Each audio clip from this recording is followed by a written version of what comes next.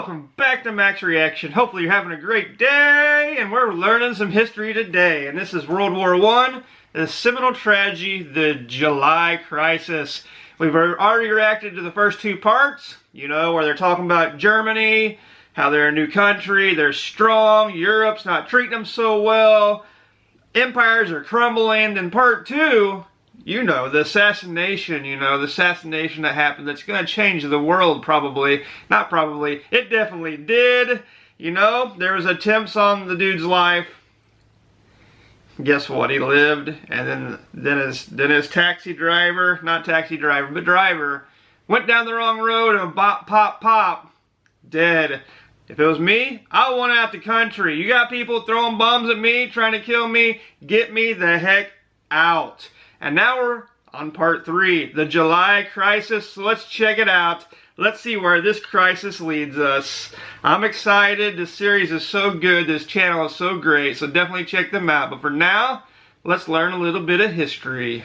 Extra history. You like the opening? I do. I love it. The 5th of July, 1914. Uh-oh. The Archduke and Duchess are dead. Gavrilo Princip is in jail, but catastrophe is not yet certain. Act 2 begins.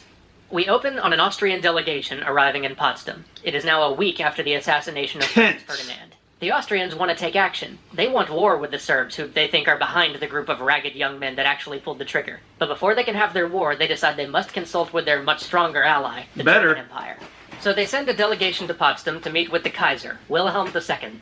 They've been restrained before by Germany, held back from acting in the Balkans, so they need to know what Germany plans to do. You better know. They go to the Kaiser and tell them that this is intolerable, that they cannot abide such a humiliation, that they cannot let this act of terrorism go unpunished. And the Kaiser says to them, "We'll back you whatever you do. Just act and act quickly. Wow. Germany is behind you, without reservation." The Kaiser thinks that general war can be avoided, that if the Austrians strike while all of Europe is enraged over this assassination, if they act while the brutal slaughter of the Archduke and Duchess is still fresh in people's minds, no one will raise a finger to defend Serbia. And even if the Russian Empire decided that they wanted to protect their Serbian allies, if the Austrians can strike quickly, it'll be a fait accompli. It's a big hope. It'll be over before the Russians can mobilize their forces. It's a big hope. This is what he thinks as he tells the Austrian delegation that they have a blank check, that Germany will back them whatever they do.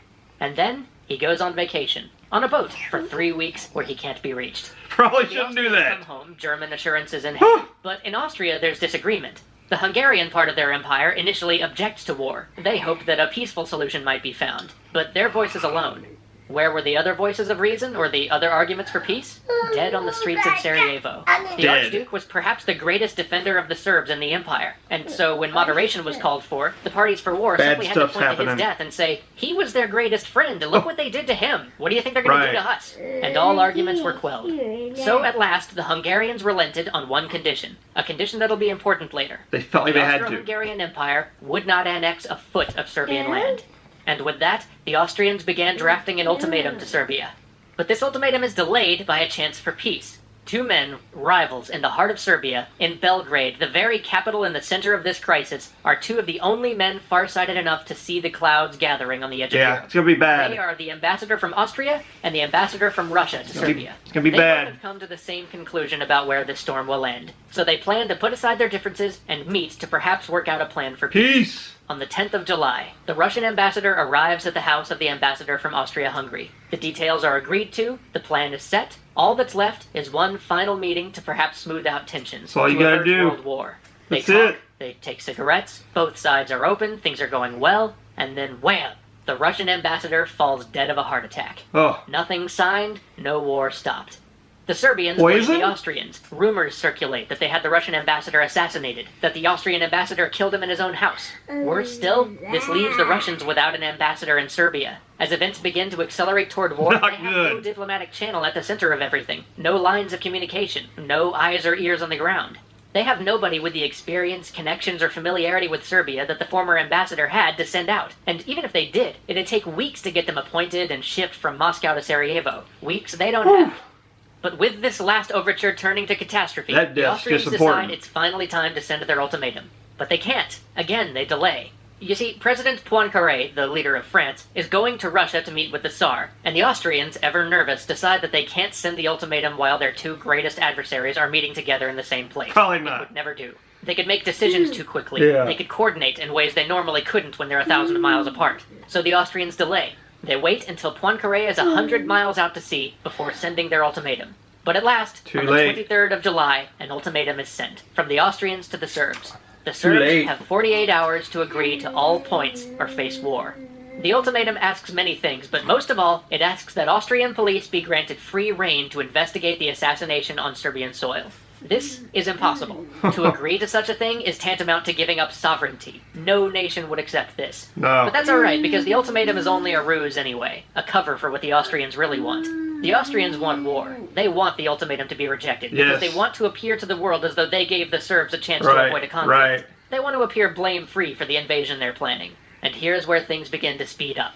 Europe begins to boil. Up until this point, the crisis in the Balkans is just another event on the world stage, but all of a sudden, with the release of this ultimatum, people start to clue into what's happening. Powers outside of Austria, Germany, and Serbia begin to pay attention. But for us, we're going to turn our attention to one man, Sergei Sazonov. Sergei Sazonov was the foreign minister of Russia, and for him, the 24th of July is about to be a very, very busy day. In the morning, he wakes to receive the terms of the ultimatum that Austria sent to Serbia. He reads quietly to himself, then turns to an aide and fatefully utters, "It's a European war." A cabinet meeting is hastily assembled. The highest levels of the Russian government are all there. They resolve to ask the Austrians to give the Serbs more time, while at the same time pushing the Serbs not to resist the Austrians. They also make the fateful decision to begin a partial mobilization of their forces along the Austrian border, trying to play all the angles at once in the schizophrenic chaos that seemed all too common in the days just before the war. Now it's noon. Sazonov takes lunch with the French and British ambassador. The French ambassador reiterates France's complete support. The British ambassador says that Britain sympathizes but that he can't make any commitments. Now it's afternoon. The Russian ministers reconvene. With Sazonov confirming the unwavering support of the French, they decide to fully back Serbia, even to the point of war. And now it's evening. Sazonov meets with Portalaise, the ambassador of Germany. Portalaise begs Sazonov to call off Russian mobilization. He tells him that there must be solidarity between the monarchies, that they must work together or all fall alone. The argument gets heated. Portalaise tells Sazonov there will be revolution. Revolution in Europe if the monarchies do not work together. If they don't work together, all the crowns will fall.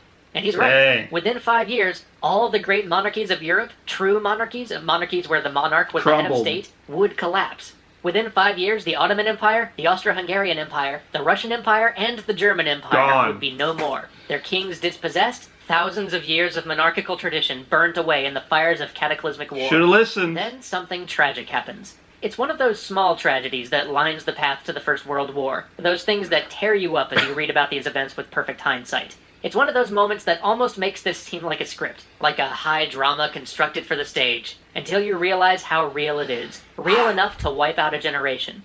For you see, Sazonov utters the words, "If Austria-Hungary swallows Serbia, we will go to war." Did you catch it? If not, that's alright, neither did Portalaise. Or Portalaise, who so desperately wants to avoid war. You see, Russia's main concern was that Austria would annex Serbia. If the Austrians planned to conquer Serbia, then it had to be war. But remember earlier, when the Austro-Hungarians were arguing among themselves about the ultimatum, that Hungarian element wouldn't lend its voice to war unless the other members of the Austro-Hungarian Empire agreed that they would not annex a foot of Serbian soil.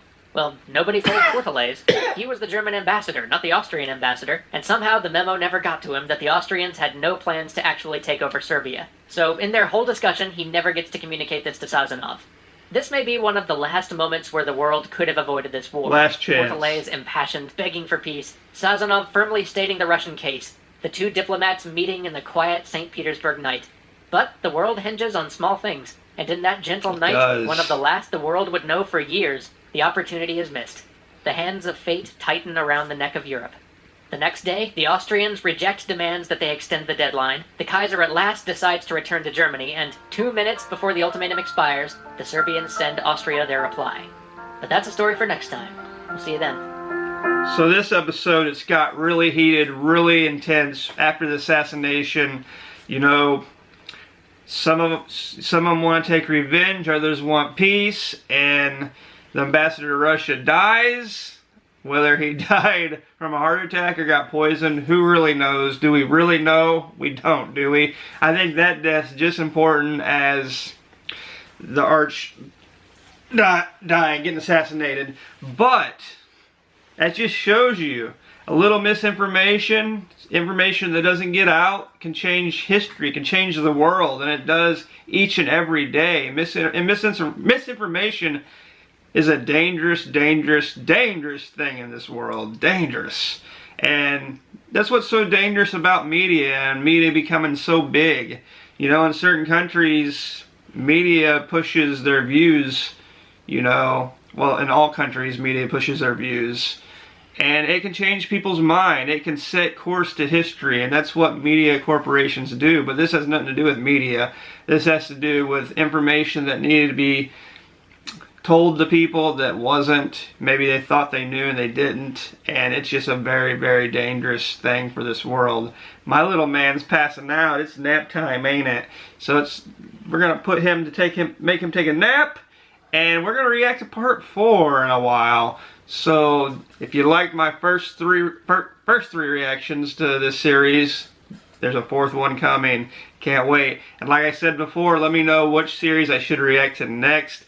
Comment down below and let me know. If you haven't subscribed, like I say, please do so. We're almost to 30,000 subs. Let's get there. I'll see you next time. Peace. Bye-bye.